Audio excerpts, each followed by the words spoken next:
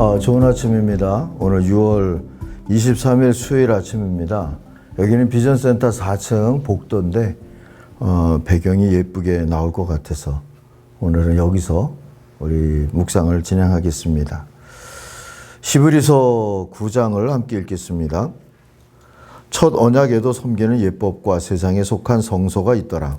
예비한 첫 장막이 있고 그 안에 등잔대와 상과 진설병이 있으니 이는 성소라 일컫고, 또 둘째 휘장 뒤에 있는 장막을 지성소라 일컫나니 금 향로와 사면을 금으로 싼 언약궤가 있고 그 안에 만나를 담은 금 항아리와 아론의 쌍난 지팡이와 언약의 돌판들이 있고, 그 위에 속죄소를 덮는 영광의 그룹들이 있으니 이것들에 관하여는 이제 낱낱이 말할 수 없노라. 이 모든 것을 이같이 예비하였으니 제사장들이 항상 첫 장막에 들어가 섬기는 예식을 행하고, 오직 둘째 장막은 대제사장이 홀로 1년에 한 번 들어가되 자기가 백성의 허물을 위하여 드리는 피 없이는 아니하나니, 성령이 이로써 보이신 것은 첫 장막이 서 있을 동안에는 성소에 들어가는 길이 아직 나타나지 아니한 것이라.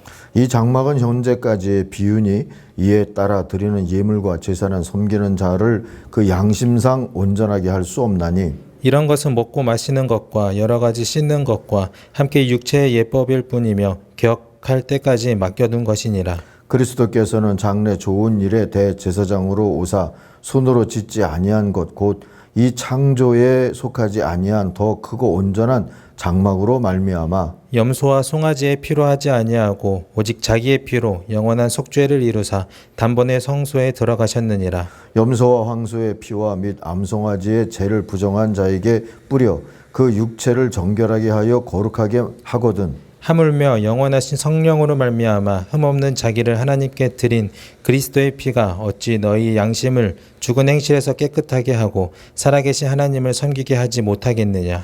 이로 말미암아 그는 새 언약의 중보자시니 이는 첫 언약 때에 범한 죄에서 속량하려고 죽으사 부르심을 입은 자로 하여금 영원한 기업의 약속을 얻게 하려 하심이라. 유언은 유언한 자가 죽어야 되나니 유언은 그 사람이 죽은 후에야 유효한즉 유언한 자가 살아있는 동안에는 효력이 없느니라.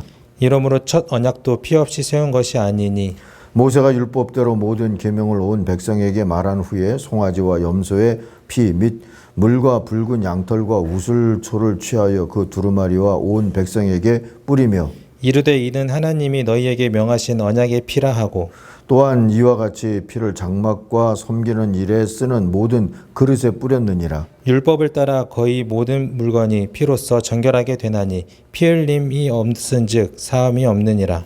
그러므로 하늘에 있는 것들의 모형은 이런 것들로서 정결하게 할 필요가 있었으나 하늘에 있는 그것들은 이런 것들보다 더 좋은 제물로 할지니라. 그리스도께서는 참것의 그림자인 손으로 만든 성소에 들어가지 아니하시고 바로 그 하늘에 들어가사 이제 우리를 위하여 하나님 앞에 나타나시고, 대제사장이 해마다 다른 것의 피로써 성소에 들어가는 것 같이 자주 자기를 드리려고 아니하실지니, 그리하면 그가 세상을 창조한 때부터 자주 고난을 받았어야 할 것이로되 이제 자기를 단번에 제물로 드려 죄를 없이 하시려고 세상 끝에 나타나셨느니라. 한 번 죽는 것은 사람에게 정해진 것이요 그 후에는 심판이 있으리니, 이와 같이 그리스도도 많은 사람의 죄를 담당하시려고 단번에 들이신 바 되셨고 구원에 이르게 하기 위하여 죄와 상관없이 자기를 바라는 자들에게 두 번째 나타나시리라. 아멘. 예수의 피를 힘입어 오늘 제목입니다. 15절 말씀을 요절로 삼겠습니다. 그리스도께서는 새 언약의 중보자이십니다. 그는 첫 번째 언약 아래에서 저지른 범죄로부터 사람들을 속량하시려고 죽으심으로써 부르심을 받은 사람들이 약속된 영원한 유업을 차지하게 하셨습니다 하는 말씀입니다.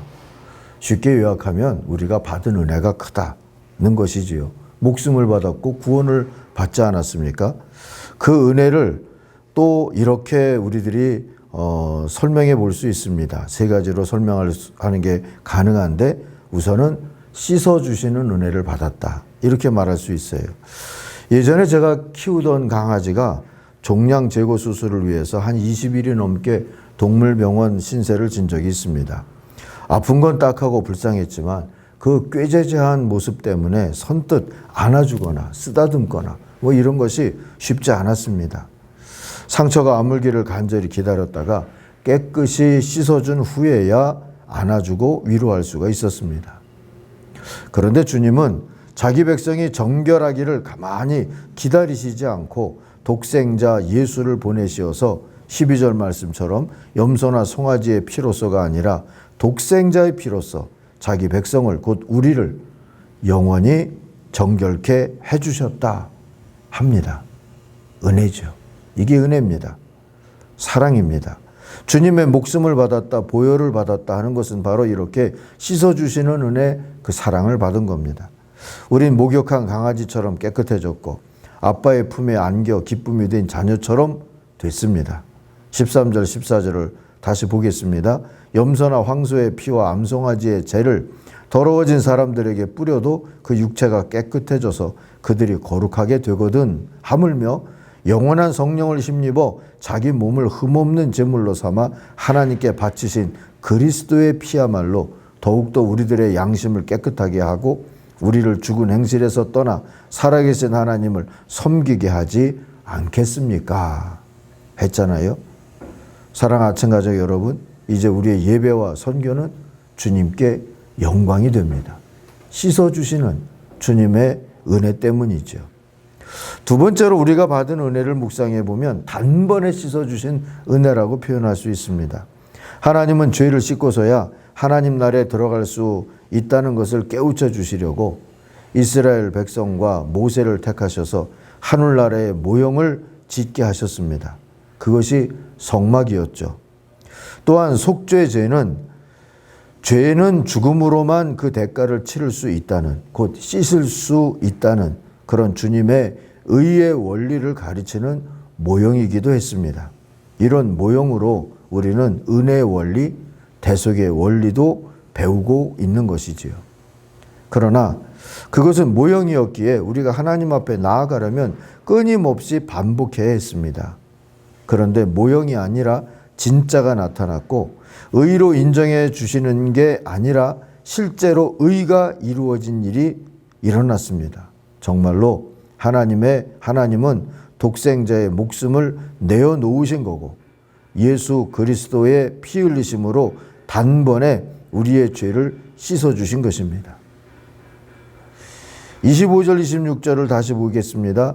대제사장은 해마다 짐승의 피를 가지고 성소에 들어가지만 그리스도께서는 그 몸을 여러 번 바치실 필요가 없습니다. 그것은 그가 그 몸을 여러 번 바치셔야 하였다고 하면 그는 창세 이래로 여러 번 고난을 받으셔야 했을 것이기 때문입니다. 그러나 이제 그는 자기를 희생제물로 드려서 죄를 없애시려고 시대의 종말에 오직 한 번 나타나셨습니다.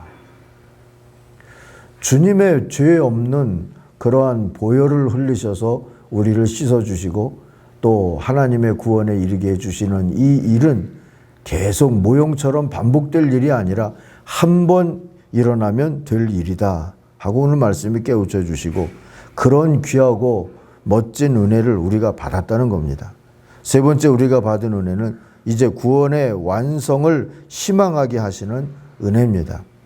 무슨 말이냐 하면 27절 28절을 개역으로 한번 보겠습니다. 한 번 죽는 것은 사람에게 정하신 것이요 그 후에는 심판이 있으리니. 여기까지만 기억하고 암송하는 분들이 제법 있죠. 근데 그 다음 구절 보세요. 이와 같이 그리스도도 많은 사람의 죄를 담당하시려고 단번에 들이신 바 되셨고 구원에 이르게 하기 위하여 죄와 상관없이 자기를 바라는 자들에게 두 번째 나타나시리라 했습니다. 이 두 구절은 같이 읽어야 뜻을 제대로 알 수 있어요. 근데 개역성경으로 자꾸 읽어도 알똥말똥합니다. 메시지 성경으로 한번 제가 다시 읽겠습니다.